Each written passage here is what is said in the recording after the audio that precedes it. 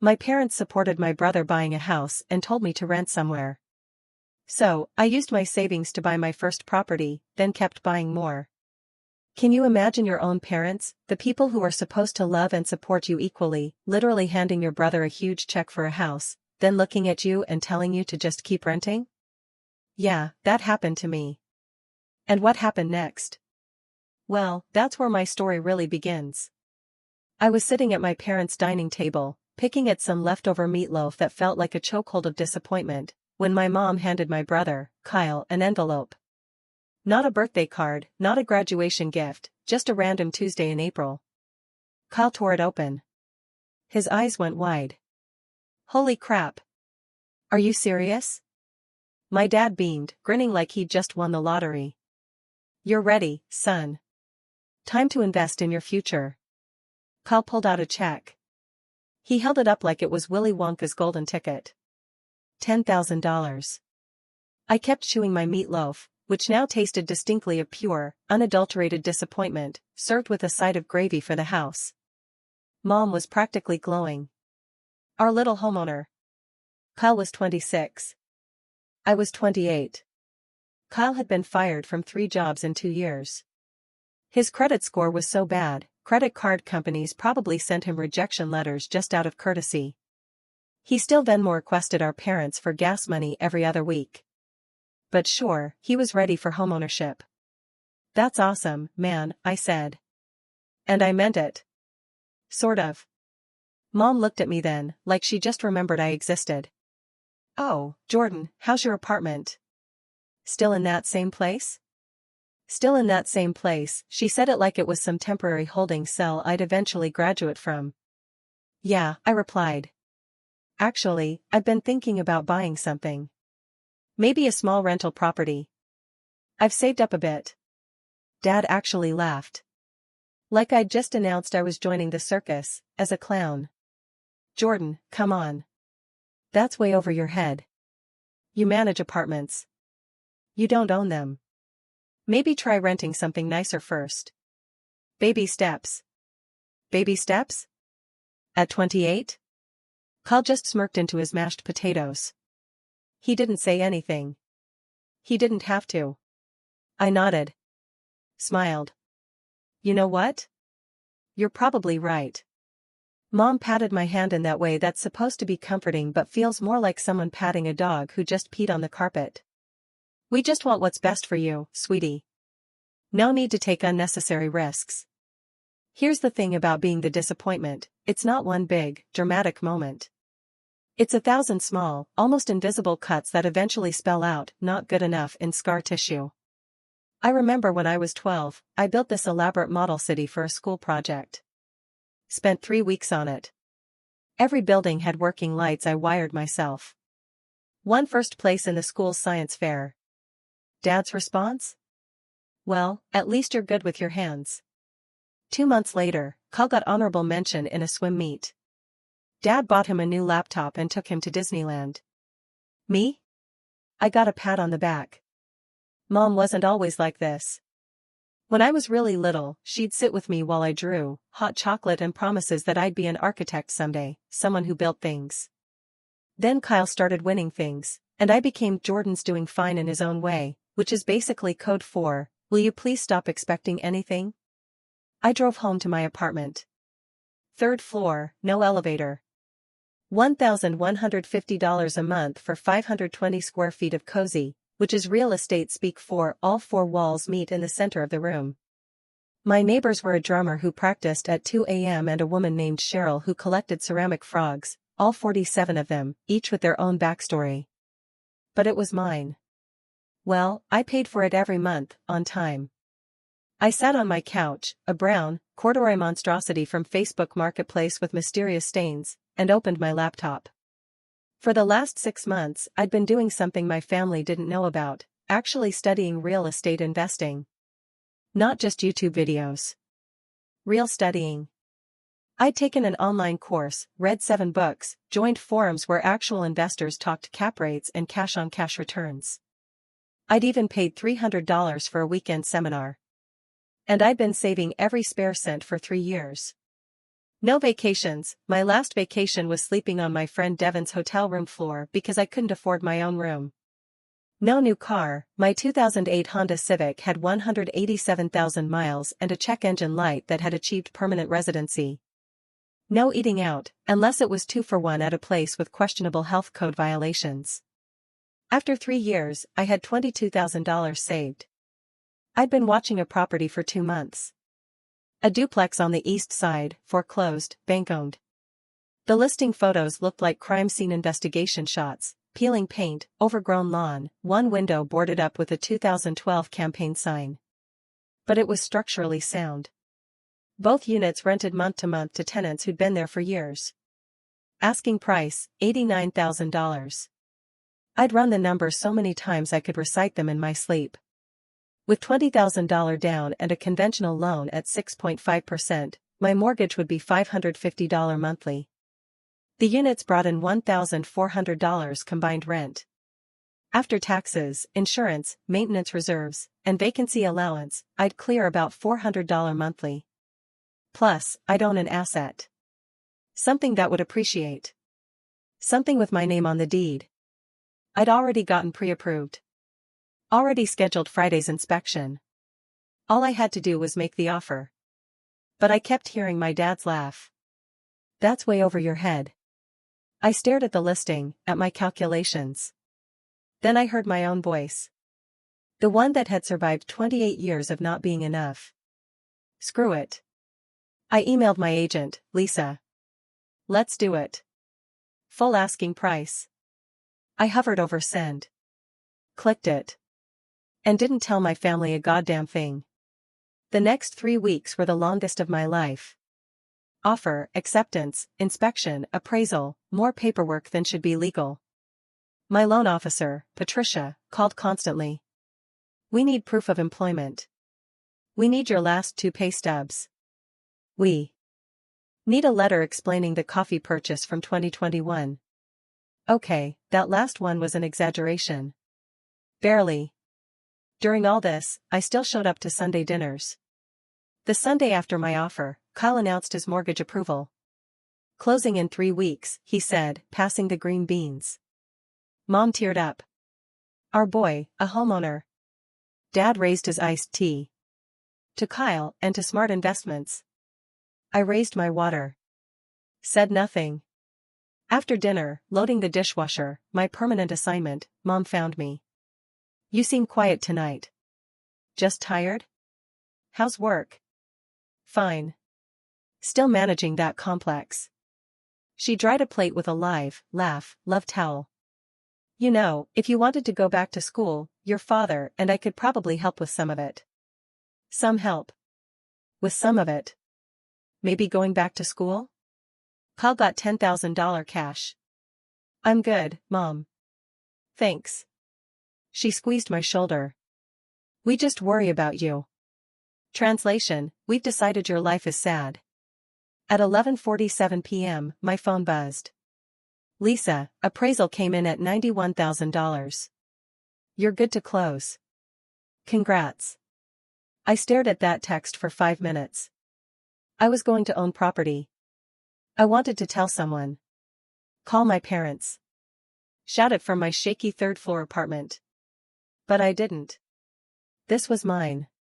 Closing day was 3 weeks later, a Thursday. I told my boss I had a dentist appointment. Wore my One Good Target button down. Drove to the title company that smelled like old coffee and broken dreams. Just me, Lisa, and Margaret, the title officer who'd been there since paper was invented. Sign here. Initial here. Date here. I signed until my hand cramped. Margaret handed me a folder. Congratulations, Mr. Hayes. You're officially a property owner. I walked out with documents, 2 sets of keys, and a feeling I'd never had before. Real pride. The earned kind. I sat in my Civic and called Devin. Yo, what's up? I did it. Bought a property. Closed today. Silence. Then, holy, that's incredible. Did you tell your parents? No. Why not? Because they'd find a way to make it about Kyle's house being better. Fair. What now? Now I go see it. I drove straight there. Parked. Stared. It looked worse than the photos. Weeds everywhere. Spray paint on the garage. One gutter defying physics. But it was mine. I knocked on Unit A. Maria answered. 50s, warm smile. You must be Jordan. The new landlord. The new landlord. That was me. Just wanted to introduce myself. She looked relieved. The last owner never fixed anything. The bathroom sink's been dripping for 3 months. I'll have that fixed this weekend. Her face lit up. Really? Really? I spent an hour walking both units, making lists. Long lists. But standing there, in my property, with my tenants who needed help, I felt something I hadn't felt in years. Purpose. I took one photo, me, keys in hand, in front of the duplex. Almost posted it to Facebook. Almost sent it to the family group chat. Then I remembered my dad's laugh, my mom's condescending pat, Kyle's smirk. I deleted it. They didn't get to be part of this. Not yet. Maybe not ever. That first weekend as a property owner, I learned 3 things. 1. Fixing a dripping sink sounds easy until you're under it with water spraying in your face. 2. YouTube tutorials lie, quick 15-minute fix means 3 hours and 2 trips to Home Depot. 3. There's something deeply satisfying about fixing things you actually own. I spent Saturday at Unit A fixing Maria's sink, replacing 2 light fixtures that flickered like Morse code, and discovering the previous owner had fixed the garbage disposal by simply unplugging it and hoping no one noticed. Maria brought me lemonade around noon. Homemade. You didn't have to do this, she said. I told you I would. The last owner said that too. Never showed up. I tightened the final connection and hit the switch. The disposal roared to life. Maria actually clapped. You're a miracle worker. I'm a guy with YouTube and stubbornness. I drove home that night exhausted, covered in grime, with a $240 Home Depot receipt. But I felt something I hadn't felt at my regular job in years. Useful. Sunday dinner was Kyle's celebration. His closing had gone through Friday. I showed up with stale wine from Trader Joe's. The house smelled like pot roast, the official, important family event smell. Kyle and Amanda were showing everyone phone photos. 4 bedrooms, 2.5 baths, 2-car garage. The backyard is huge. Mom was vibrating with pride. Show them the kitchen. I looked when the phone got passed. Nice. Cookie-cutter suburban. Nice. Exactly like 6 other houses on the same street. Congrats, man. It's great. Thanks. You should come see it. Maybe you'll get inspired to buy something yourself someday. Someday. Like it was this distant, impossible dream. I smiled. Maybe. In the kitchen, doing dishes, my permanent assignment, Dad came in. Your brother's really making something of himself, he said, grabbing a beer. Yep. That's what happens when you make smart decisions. Stable job. Good woman. Thinks ahead. I scrubbed a plate harder than necessary. You could have that, too. If you just focus. Stop with the apartment management thing and get a real career. I like my job. Do you? Or are you just comfortable being comfortable? I wanted to tell him right then that I owned property. That I'd done it without help. But something stopped me. Pride. Spite. Maybe I just wanted to see how long I could keep it a secret. I'm doing fine, Dad. He shrugged. If you say so. Just don't wait too long to grow up. I stood there, hands in soapy water, and made a decision. I was going to buy another property. Property number 2 came in October. I'd started checking listings obsessively. Every morning, lunch break, before bed. Lisa probably thought I was insane. You just closed 4 months ago, she said. You sure you're ready? What about that duplex on Maple Street? The one that needs a new roof? That one, Jordan? That's expensive. At least $10,000 for the roof. But it's $75,000 for a duplex. Even with a new roof, the numbers work. Silence. You've really done your homework. I don't sleep much. The maple duplex was rough. The roof looked like it had survived multiple apocalypses. One unit was vacant because the ceiling leaked, basically an indoor water feature. But the other unit had Frank, an older guy who'd lived there 8 years. Paid $650 monthly. Never late. I can work with this, I told Lisa. You're either brave or insane. Can it be both? I offered $70,000. They countered at $72,000. I accepted. This time, I used a HELOC on property 1 for part of the down payment. Riskier. More debt. But the math still worked. I closed in November, 6 months after property 1. Devin helped me clean out the vacant unit. We filled an entire dumpster. This is insane, he said, hauling trash. You really own 2 properties now? Technically, the bank owns most of them. Still, 2 more than I own. 2 more than Kyle owns. Kyle's house is nicer. Yeah, but he didn't buy it himself. You did. That landed differently than I expected. I spent every weekend for 2 months fixing it. New roof, $9,800. Ouch. New flooring, $2,100.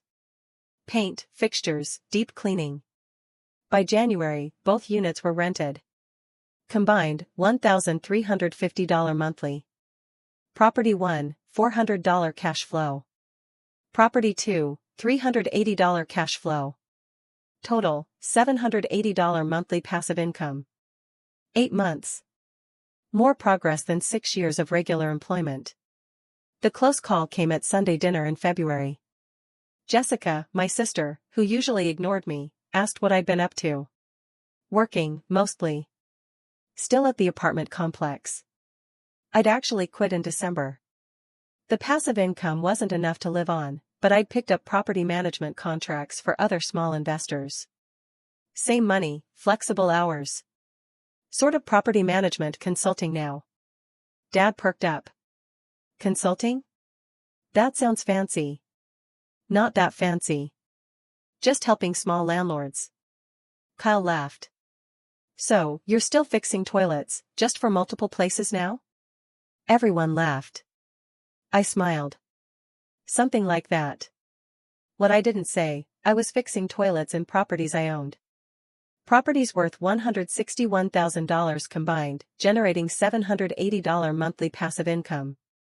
Loading the dishwasher, shocking, Mom found me. I worry about you. You seem distant lately. Just focused on work? That's good. Focus is good. She hesitated.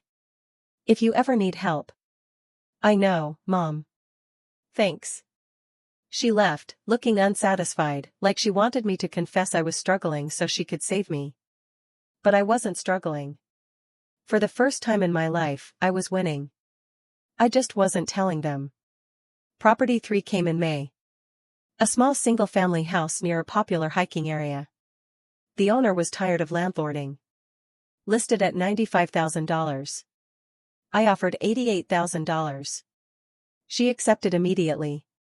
Instead of long-term rental, I tried something new, short-term vacation rental. I spent $6,000 furnishing it from IKEA and Facebook Marketplace. Took photos with my phone and a $30 Amazon tripod. Listed it on Airbnb. Booked within 3 days. By summer, that house was generating $2,100 monthly, more than both duplexes combined. Devin came to see it. This is genius. Why didn't you do this with the others? Learning as I go. Each property teaches me something. 3 properties in a year. That's insane. It was. But it was working. Monthly cash flow, $400 plus $380 plus $2,100 equals $2,880.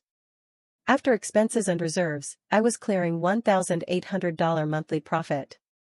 Not enough to quit consulting, but enough to feel genuinely secure for the first time ever. And my family had no idea. The real close call came at Kyle's birthday barbecue in August. I was by the grill when Dad's friend Robert walked over. Robert did commercial real estate. Had known our family forever. "Hey Jordan, your dad tells me you're doing property management." "Yeah, something like that." "Any interest in commercial?" "I've got a client looking for someone. I'm focused on residential right now." "Smart. Residential is hot. You investing yourself or just managing for others?" I felt Dad's attention shift. "Little bit of both," I said carefully. "Good for you. Real estate's the best wealth builder. Wish I'd started younger." Kyle joined, spear in hand. "What are we talking about, real estate?" "Your brother's getting into it." Kyle laughed. "Jordan, come on. He manages apartments." "Actually manages properties," Robert corrected. "There's a difference." Dad looked uncomfortable. I excused myself to the kitchen. Mom cornered me. Robert seemed impressed. "He's just being nice." "Are you really investing in real estate?" "I'm exploring it." "That's wonderful. Maybe your father was wrong about baby steps." I left early, told them I had an Airbnb check-in, which was true, but also convenient. On the drive home, I realized something. I'd been hiding my success because I was afraid of their judgment. Afraid they'd diminish it. But the secret was getting harder to keep. And part of me was starting to want them to know. Not for approval. Just to see that they'd been wrong about me. Completely. Utterly. Wrong. Property 4 came in September, and it changed everything. Not because it was special. Another duplex, similar to the others. Needed work, had tenants, made sense on paper. But it made my portfolio worth over $300,000. And it was the one that would eventually end up in the newspaper. By October, I had 4 properties, 11 rental units, monthly cash flow of $3,400 after expenses. I'd quit property management consulting, managing my own portfolio full-time now, which meant when people asked what I did, I had to get creative. Real estate, I'd say vaguely. Like sales? Like investing? That usually ended the conversation. People either got uncomfortable about money or assumed I was exaggerating. My family assumed the latter. Thanksgiving was at my parents' house. I almost didn't go. I'd been to maybe 3 Sunday dinners in 6 months. Each time felt more disconnected. But Mom called personally. "Please come. I miss you." So, I went. Kyle and Amanda had news. You could tell by their knowing looks and smiles. We made it through the appetizers before Kyle stood up. "Amanda and I have an announcement. We're pregnant." The room exploded. Mom cried. Dad hugged them. Jessica squealed. I clapped along. Said, "Congratulations." Meant it. Mostly. The conversation naturally circled back to them.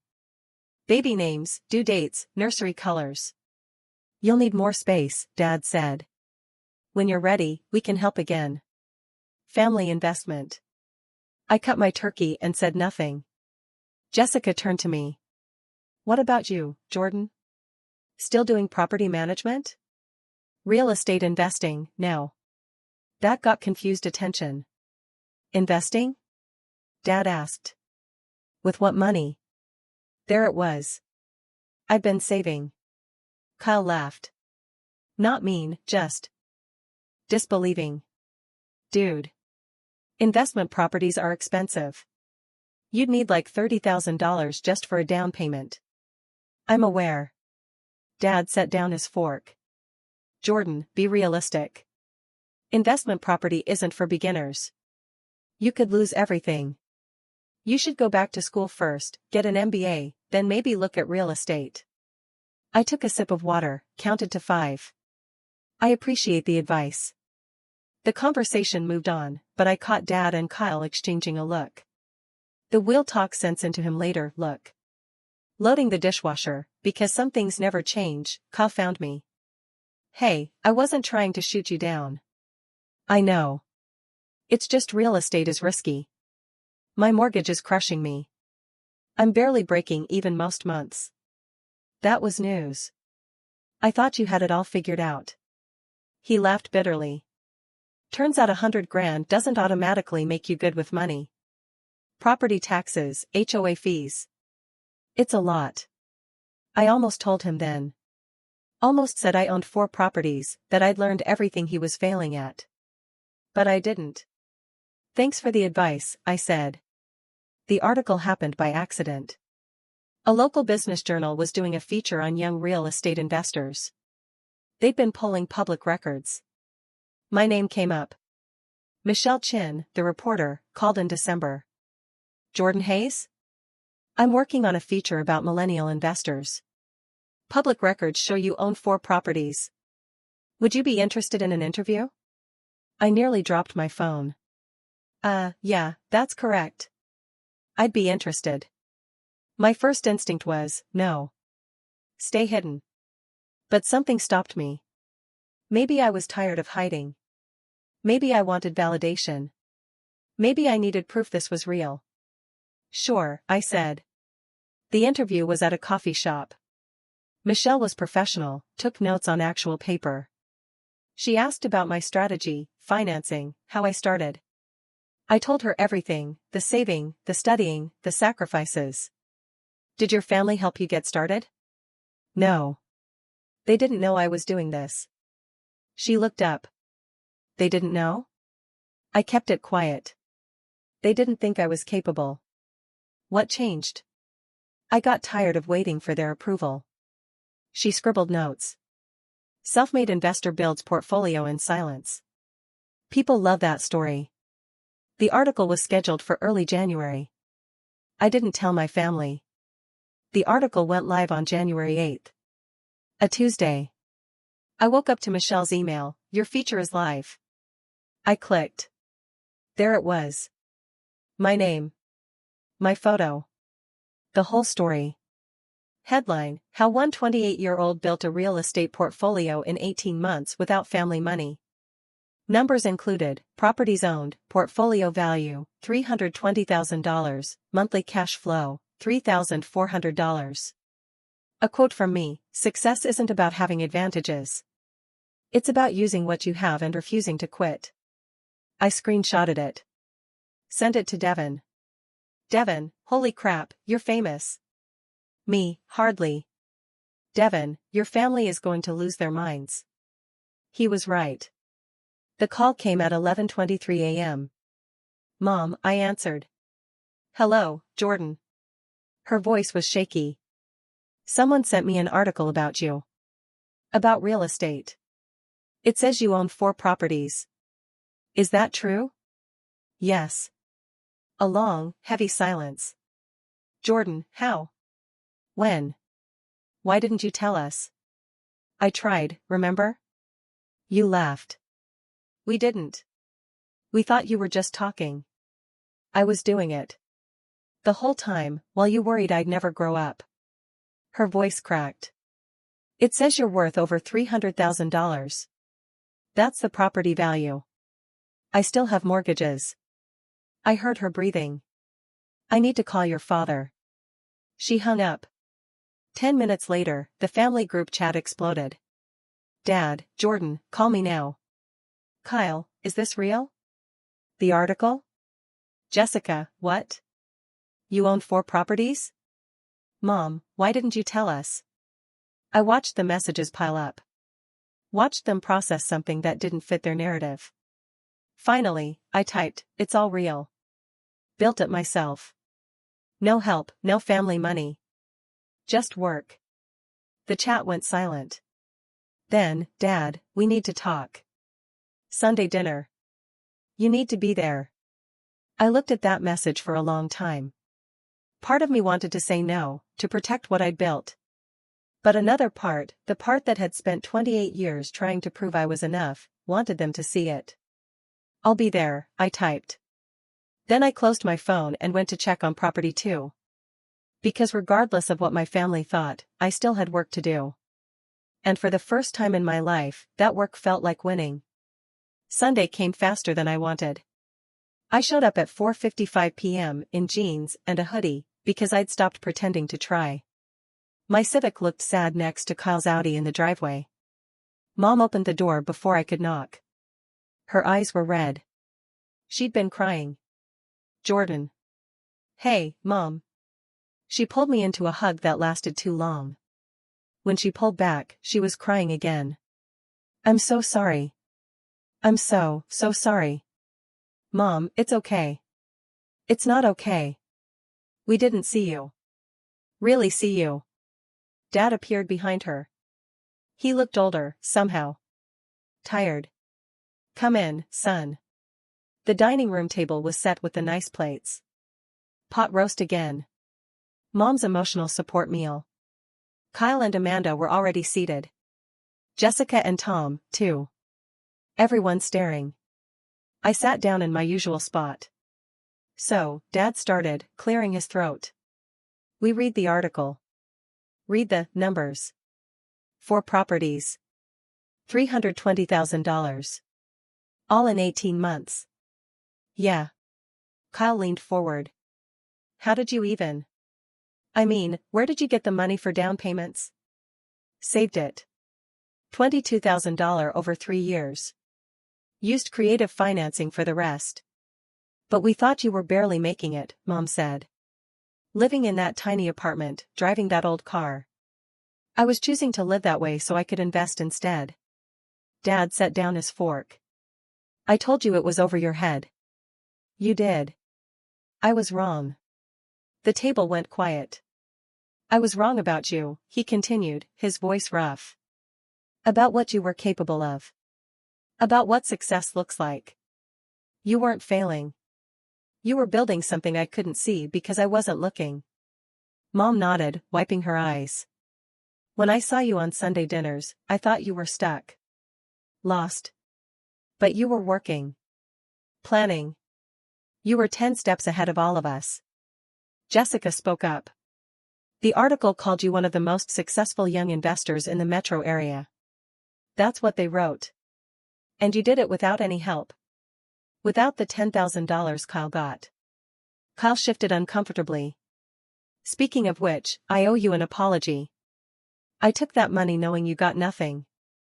I told myself it was fair because I was more ready. But really, I just didn't want to rock the boat. Thanks, I said. And I meant it. Amanda squeezed his hand. We've been talking about how differently you two were treated. It wasn't intentional, Mom said quickly. We just thought Kyle seemed to need more help. You always seemed so independent. Independent was code for ignored, I said. Not angry, just honest. She flinched, but nodded. You're right. And I'm sorry. Dad cleared his throat again. Can we see them? The properties? See what your properties, what you built. I looked around the table. At these people who doubted me, dismissed me, forgotten me. But also at Mom's red eyes. Dad's genuine regret. Kyle's uncomfortable honesty. They weren't perfect. This wasn't a movie where everything got fixed with one conversation. But it was something. Yeah, I said. You can see them. Saturday morning, I gave them the tour. Property 1 first. The duplex where it all started. Maria came out when she saw us, gave me a hug, told my parents I was the best landlord she'd ever had. Mom cried again. Property 2, the rough one with the new roof. Frank was outside gardening. Waved. Told my dad I'd fixed his sink in 20 minutes when the last owner had ignored it for months. Dad nodded slowly, like he was recalculating everything he thought about me. Property 3, the Airbnb. Jessica walked through it like a museum. This is beautiful, Jordan. Really beautiful.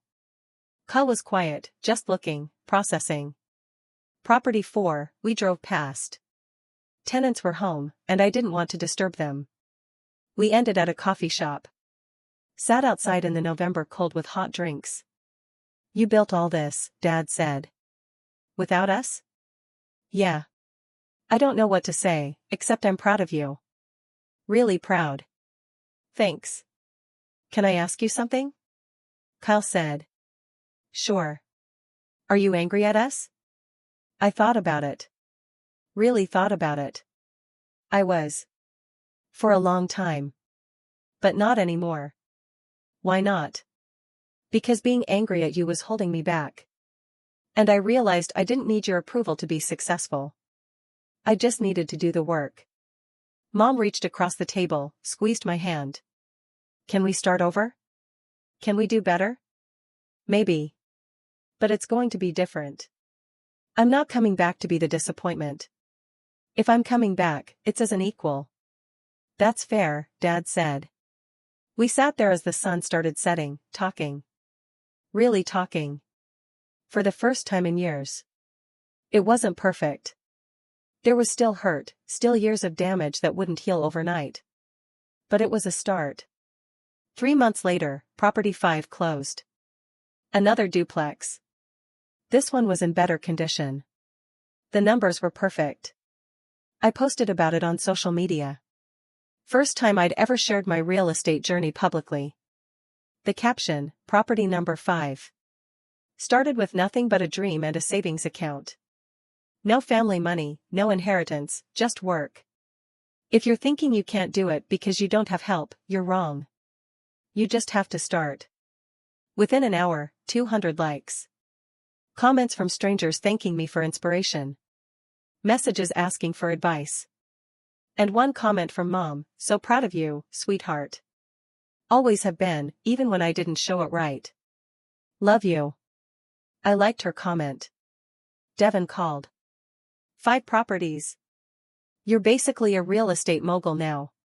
I'm a guy who owns 5 small properties and still drives a Civic with a check engine light. Yeah, but now it's by choice. He was right. I'd built something real. Something that couldn't be taken away. Something I created from nothing but discipline, sacrifice, and refusing to stay small just because people couldn't see me. That evening, I drove to Property 1, sat on the front porch, and watched the sun go down. My phone buzzed. Dad. Hey, son. Your mother and I were talking. We'd like to take you to dinner. Celebrate properly. Your choice of restaurant. A year ago, I would have been suspicious. Looked for the catch. Now, I just smiled. Sure, Dad. That sounds good. We made plans for Tuesday. I hung up and looked at my property. My first property. The one that started everything. It wasn't perfect. The paint could use a refresh. The lawn needed work. But it was mine. Just like this life I'd built. Not perfect. Not easy. But completely, undeniably mine. And that was enough. Actually, it was more than enough. It was everything. So, tell me, have you ever had to prove yourself to the people who were supposed to be your biggest supporters? Or built something incredible in silence, just waiting for the right moment to reveal it? I really want to know your stories down in the comments below.